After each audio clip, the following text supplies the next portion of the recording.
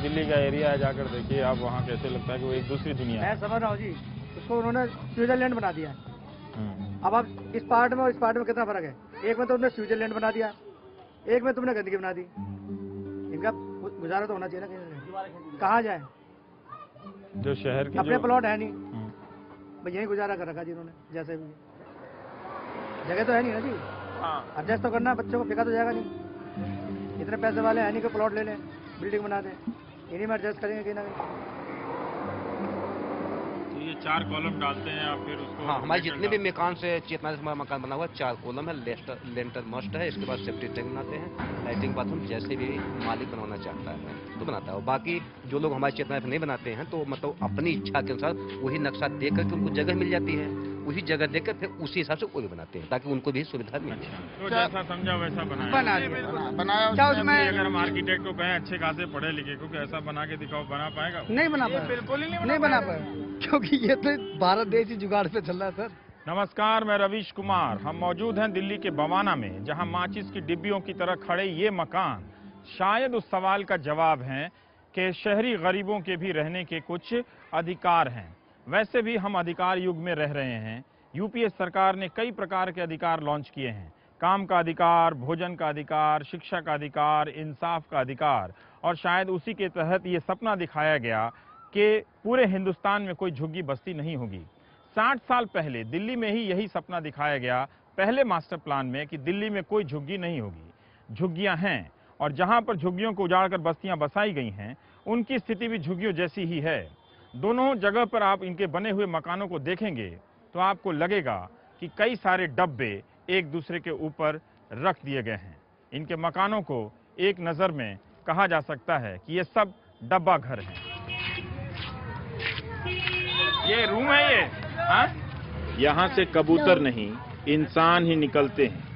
यकीन ना हो तो भीतर से आइए। इतनी पतली सीढ़ी, इतना छोटा सा, ये छत पर जाने का रास्ता है। ये भी क्या है? यहाँ से रास्ता छत पर जाने का? आसमां से बेइंतहा मोहब्बत ही होगी तभी छत पर निकलने का गुफा टाइप रास्ता बनाया होगा। आपके इस खाए अघाए रिपोर्टर की तो जान ही अटक गई। शुक्रिया मेरी पतलून का, जिसने तनाव के इन भयंकर क्षणों में शर्मिंदा होने से बचा लिया। सर देख लीजिए आप कैसी जगह है, आप भी खुद देख सकते हो इस चीज को। अब घर का तो देखना है ना थोड़ा बहुत, तो चीज में हम अपना घर सारा करते हैं और कुछ नहीं। यहाँ से देखा तो दक्षिण दिल्ली के इस नवजीवन झुग्गी में कई लोग छतों को रास्ते की तरह इस्तेमाल कर रहे थे।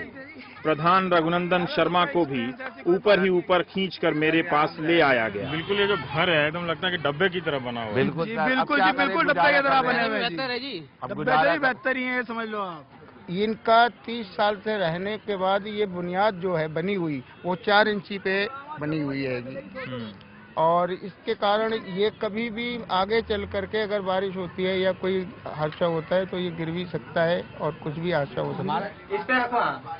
आराम से करना। हम तो किसी तरह नीचे आ गए। आबादी के बोझ से सारे मकान बक्से की तरह खड़े होते हुए ऊपर चले आए। सीढ़ियों से उतर रही इस महिला का घर देखिए, कैसे बना समझना मुश्किल है। ये पूरा लकड़ी का घर बना हुआ है। लकड़ी का बना यह 2 मंजिला घर बक्सा लगता है। झुग्गियों को मालूम है कि सरकारें उजाड़ने आती हैं, इसलिए कुछ मकान लकड़ी के भी बने हैं।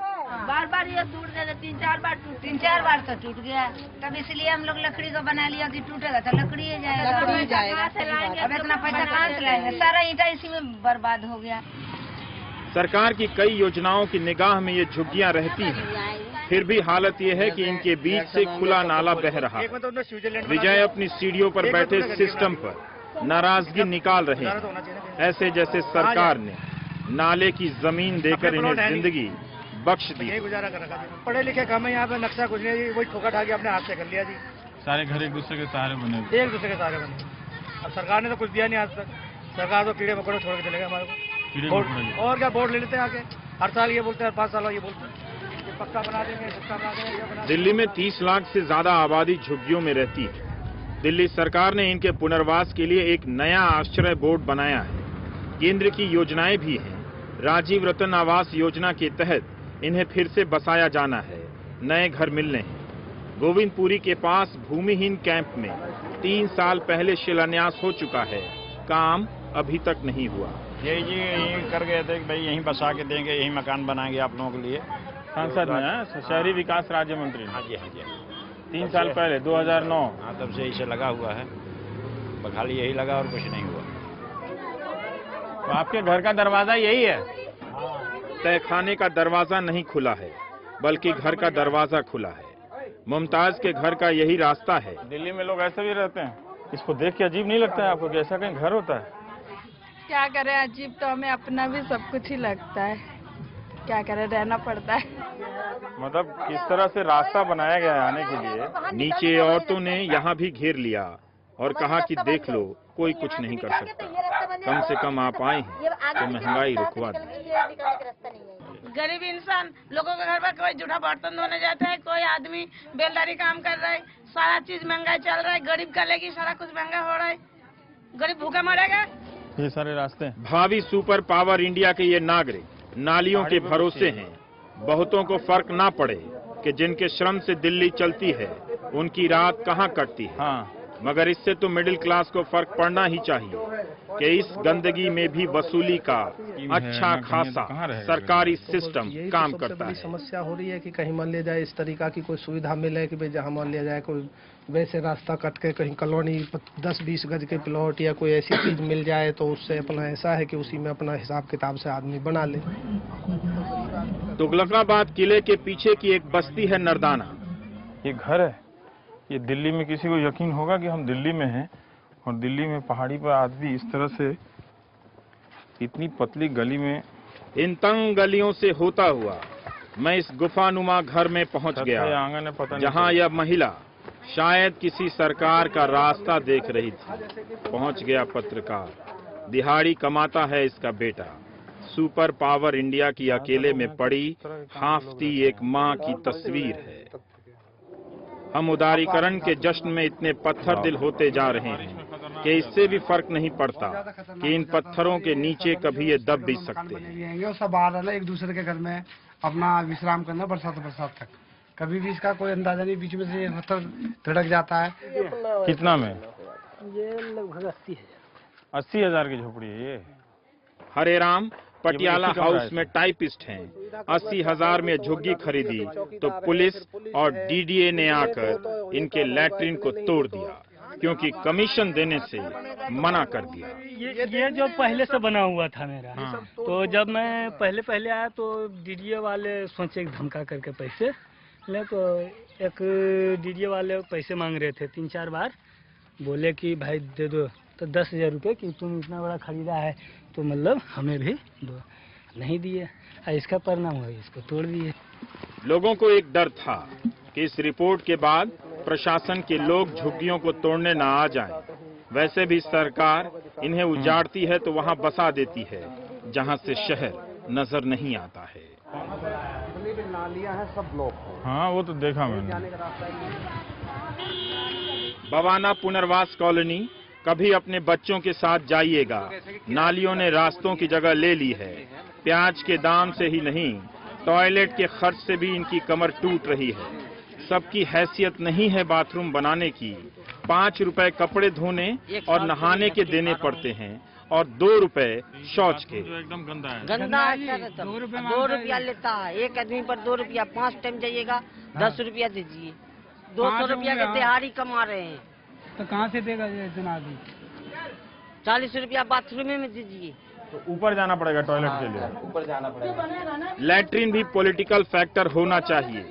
सरकार ने जो प्लॉट दिए वो 18 गज और 12 गज के हैं। इतने में एक कमरा ही बन सकता है।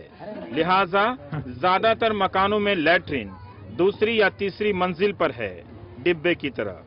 कोई प्रॉब्लम नहीं है, मतलब ये कमरा है, ये मतलब कपड़े धोने का है, बाकी खाने पकाने का नीचे कर लेते हैं। कुछ एनजीओ ने जमीन के इस कतरे पर मकान का नक्शा बना दिया तो इनकी मदद और नकल से सैकड़ों मकान एक जैसे हो गए। ये अमीर होते तो सबके घर अलग अलग डिजाइन के। अब ये लीजिए, अब यहाँ पर ले लीजिए 2.5 फुट का तो छज्जा लिया है। 2.5 फुट का ये सब छज्जा है और ऊपर जो ये जो 2.5 फुट या 2 फुट जगह मिल गई है, इससे हमें आगे के नियम मतलब कुछ किचन और जो भी मतलब जैसे एक चीज बना सकते हैं। मतलब एक चीज हम दे सकते हैं। तो ये क्या, ये आप ही की ये हमने हॉल बना रखा, हॉल टाइप बना रखा है। खाना बनाने का कोई जुगाड़ नहीं है? खाने नीचे बनाने का कोई जुगाड़ नहीं है। एक जगह थोड़ी कम है ना, उसी टाइप से मतलब दूसरी मंजिल पे खाने का है, फिर तीसरी मंजिल पे जो भी लैटरिन वेटरिन बना रखी है। दिलशाद की मां बेगम निशा बताती है कि लाल किला के पीछे की झुग्गी से यहाँ एक पहचान तो मिली है, मगर जीना मुश्किल हो गया है। वहाँ तो एक कबाड़ खाना था, झुग्गी थी, कितना बड़ा नाम था झुग्गी, और ये है कॉलोनी। तो इतना ही सही है यहाँ पर, इतना ही। झुग्गी की जगह कॉलोनी हो गई। हाँ कॉलोनी हो गया बस। और इज्जतदार आ गए, जैसे दरमाई सारे वो हैं, गुजर और जाट सब अच्छे लोग हैं। इसी पहचान के बदले निशा के पति को अंधेरे 3 बजे घर से काम पर निकलना पड़ता है। 50 रुपए दिन का किराया कई लोगों को इस बस्ती ने बेघर कर दिया है। वो किराए के चलते हफ्तों अपने घर नहीं आते, दिल्ली में पटरियों पर रात गुजारते हैं। पहुँचते पहुँचते उन्हें 7 बज जाते हैं वहाँ पर। तो यहाँ से जाएंगे सभा डेयरी, सभा डेयरी से जाएंगे बस अड्डे। रोज का यहाँ से 10 रुपए लगते हैं सभा डेयरी के, और 15 उधर के लगते हैं। तो 50 रुपए किराए के रोज। हाँ। झुग्गी मुक्त का मतलब यह नहीं कि लोगों को ही साफ कर दिया जाए। झुग्गी मुक्त का मतलब यह होना चाहिए कि उनके रहने के हालात बेहतर कर दिए जाए। वहां ना बसा दें जहां से शहर ही दूर हो जाए। बवाना के राजीव रत्न आवास योजना आया तो बाहर से रंगीन लगा, लेकिन लोगों ने स्कूल, गैस, बस और कमाई को लेकर 100 शिकायतें कर दी। क्या बात करते हैं? 750 रुपए? 700 रुपए का ब्लैक से गैस सिलेंडर मिलता है यहाँ से बाहर मार्केट से। बहुत परेशान होगा सर। जरीना खातून 4थी मंजिल पर बने अपने घर ले गईं। बीच रास्ते में यह बूढ़ी काकी हांफने लगी। सरोजनी नगर की झुग्गी में थी तो बेटियों को स्कूल कॉलेज नसीब था। वगैरह साथ में रहते हैं, उनको बताओ तो काफी फर्क पड़ता है कि हम लोग झुग्गी में रहते हैं। यहाँ आने से 8वीं में पढ़ रही एक बेटी की पढ़ाई छूट गई। ग्रेजुएशन कर रही एक बेटी ने MLA को अर्जी भी लिख कर दी, कुछ नहीं हुआ। एप्लीकेशन में यही था कि हम लोगों के पास आने जाने की कोई फैसिलिटी नहीं है, बस की कोई सुविधा नहीं है यहाँ पे। दूसरा, बच्चों के स्कूल की प्रॉब्लम्स है। तीसरा, अगर हमें राशन खाना है तो हमें वहाँ सरोजनी नगर जाना पड़ता है लेने के लिए। इस तरह से ये अच्छा घर लेने से कोई फायदा नहीं हुआ आपको? इसमें फायदा सरकार को सोचना चाहिए था कि इनके पुनर्वास के दिन ही राशन और स्कूल के भी इंतजाम साथ साथ हों, मगर गरीबों के बच्चों की पढ़ाई छूटने पर किसी मंत्री की नौकरी जाते सुना है क्या आपने? जरीना को सरोजनी नगर से अपने महीने का राशन लाने के लिए 300 रुपए ऑटो के देने पड़ते हैं। राशन लाती है 166 रुपए की। किराए के इसी बोझ से इनके पति पटरियों पर रात गुजारते हैं। मंडे के दिन एक दिन आते हैं सिर्फ, और शनि वो मंगल के दिन चले जाते हैं। वहाँ कहाँ रहते हैं वो? पटरी पे सोते हैं सर। जो ऑर्गेनाइजेशंस है, एंटरप्राइजेस है, वो लोग इनको डील ऐसे करती है। इनकी अपलिफ्टमेंट के लिए भी वो कोशिश भी नहीं करते। अब या तो एक प्रॉपर जगह बने लोगों के लिए। निराशा में जिस जेनेक्स को कोस रहा था, उसी के ये दोनों लड़कों ने उम्मीद की राह दिखा दी। आए थे कहने कि हम रवीश की रिपोर्ट देखते हैं। जो कह गए मैं बहुत देर तक सोचता रहा। हम भी यही बताना चाह रहे हैं कि ये गंदगी नहीं है, बल्कि वो हिस्सा है जिनसे शहर जिंदा लगता है, चलता है। ब्रेक के बाद तो अगर इन सब लोगों को निकाल दिया गया शहर से, तो शहर चलेगा कैसे? एक तरह से गटर में लाके डाल दिया, कोई ध्यान नहीं है। मतलब मेहनत मजदूरी वाले आदमी अपना गुजारा बसर करने के लिए जैसे किराए से बच जाएंगे जी, अपना बीवी बच्चे अपना पालन पोषण, देखो गरीब तबके के लोग हैं। कभी कभी हमें शहरी गरीबों की जिंदगी को नियमित, अनियमित, कानूनी, गैर कानूनी दायरे से निकलकर मानवीय और अमानवीय संदर्भ में भी देखना चाहिए।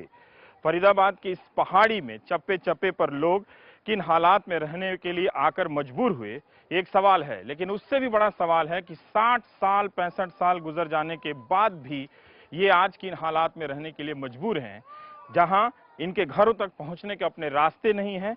खुले में शौच के लिए इन्हें 2-2 किलोमीटर तक की दूरी तय करनी पड़ती है, और इतनी ही दूरी इन्हें पानी भरकर सर पर अपने घर तक लाने में करनी पड़ती है।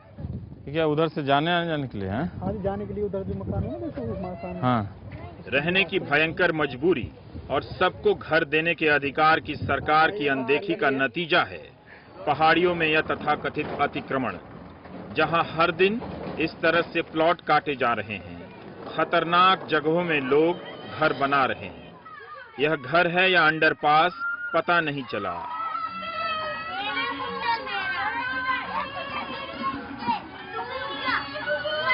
फरीदाबाद के इस खौरी गांव में अंबेडकर की मूर्ति और संविधान की किताब, मूर्ति की तरह संविधान लागू होता तो पानी के लिए मारामारी नहीं मचती। हजारों की आबादी में एक ही ट्यूबवेल। कुछ औरतों ने साइकिल को पानी ढोने का सहारा बनाया तो यहाँ दादी और पोती गैलन थामे पानी भरने जा रहे हैं। पूरा पार्क भर जाता है। गर्मी के दिनों में जी यहाँ से पूरे पार्क में जो है कैन लगी रहेंगी और लोग पूरी रात यहाँ पर सोएंगे। जब 3 दिन के बाद उनका नंबर आता है पानी का, और वो भी जब ईमानदारी से लोग भर लेगा। कभी किसी ने अगर निकाल के उसकी पीछे पहुँचा दी तो गया 5-6 दिन का नंबर उसका बेचारे का। गरीब लोगों को बाहर निकाल। हम चले आए दिल्ली के निजामुद्दीन। संयुक्त राष्ट्र और एनजीओ के साथ आवास पुनर्वास पर काम करते रहे हैं मिलून कोठारी। कहते हैं वक्त के साथ सरकारी योजनाओं में गरीबों के घर का आकार छोटा होता चला गया है। पुनर्वास के नाम पर दिल्ली में जिनको उजाड़ा गया उनमें से 25% को भी घर नहीं मिला, सब बेघर हो गए। नहीं, आवास का अधिकार का तो बिल्कुल रिस्पेक्ट नहीं कर रही हैं, क्योंकि जो अभी जो साइज लोगों को मिल रहे हैं घर, वो तो दिल्ली में अगर आप मिडिल क्लास या लोअर मिडिल क्लास को भी देख लें, उनके घर में जो टॉयलेट्स हैं उसके भी कम साइज है। तो इसमें पूरा परिवार कैसे रहेगा? तो बात वही आ जाती है कि लोगों का जो सम्मान है, जो डिग्निटी है, उसके आधार पर देखें और परिवार में कितने लोग हैं उसके आधार पर देखें। फेलियर इसमें सब म्यूनसिपैलिटीज़ का है, डीडीए, एमसीडी, एनडीएमसी, दिल्ली की जो सरकार है। क्योंकि जैसे अभी बता रहे हैं कि करीबन 10 लाख घर की कमी है, शॉर्टेज है दिल्ली में, और जो शॉर्टेज है उसमें 90% शॉर्टेज है ईडब्ल्यूएस और एलआईजी। तो मतलब ज़्यादातर गरीब लोगों की है। ज़्यादातर जो संख्या अभी बढ़ रही है, जो अभी के आंकड़े निकले हैं अर्बनाइजेशन के, वो नेचुरल ग्रोथ है। बाहर से लोग नहीं आ रहे हैं। बाहर से एक्चुअली जो मेगा सिटीज़, बड़ी सिटीज़ जो हैं, दिल्ली, बम्बई, चेन्नई वगैरह, वहाँ पे जो माइग्रेशन है वो कम हो रहा है। ये कौन तय करता है कि क्या लीगल है और क्या इलीगल है? अगर कोई भी परिवार या कोई भी आदमी या औरत जिनको ग्रामीण इलाकों में कुछ भी नहीं है, सब कुछ ले लिया गया है, वो इधर आते हैं दिल्ली में, तो हमारा संविधान है वो कहता है कि देश में कोई कहीं भी जाके सेटल कर सकते हैं। प्लानिंग का बहुत इसमें बड़ा फॉल्ट है कि जब 20-30 साल पहले जब फोरकास्ट हुए थे कि ऐसा कहा था कि 2010 में दिल्ली की इतनी आबादी हो जाएगी, वो हमें पता था उस टाइम पे, और जो प्लानर्स को मालूम था तो उसके आधार पर प्लानिंग करनी चाहिए ना, पर वो नहीं किया उन्होंने। जगह छोड़नी चाहिए। साइना नेहवाल का नाम सुना है तुमने? साइना नेहवाल का। गनीमत है कि सवालों की तरह जीवन की गुंजाइश बची हुई है। साइना नेहवाल को नहीं जानती, मगर यह लड़की काठ के रैकेट से बैडमिंटन खेल रही है। और इस कमरे में आप 10 रुपए में 4 सिनेमा देख सकते हैं, 5 रुपए में 2 सिनेमा। भारत की शहरी गरीबी लैट्रिन के 2 रुपए देती है, सिनेमा के 2.5 रुपए। 5 रुपए में दिखाते हैं। कितना आदमी बैठता है इसमें? इसमें करीब 80-90 आदमी बैठ जाता है। और 3 घंटा 4 घंटा 6 घंटे समझ सारा दिन का है। और यहाँ गांवों से गायब हो रही ढेंकी दिल्ली में धान की जगह चावल कूट रही है। यह बंगाली महिला इडली बनाकर बेचेगी। टेक्नोलॉजी, परंपरा, संस्कृतियां, सबका कॉकटेल बन रहा है। तब भी आप कहते हैं कि मैं दिल्ली की इन झुग्गियों में क्यों घूमता रहता हूँ।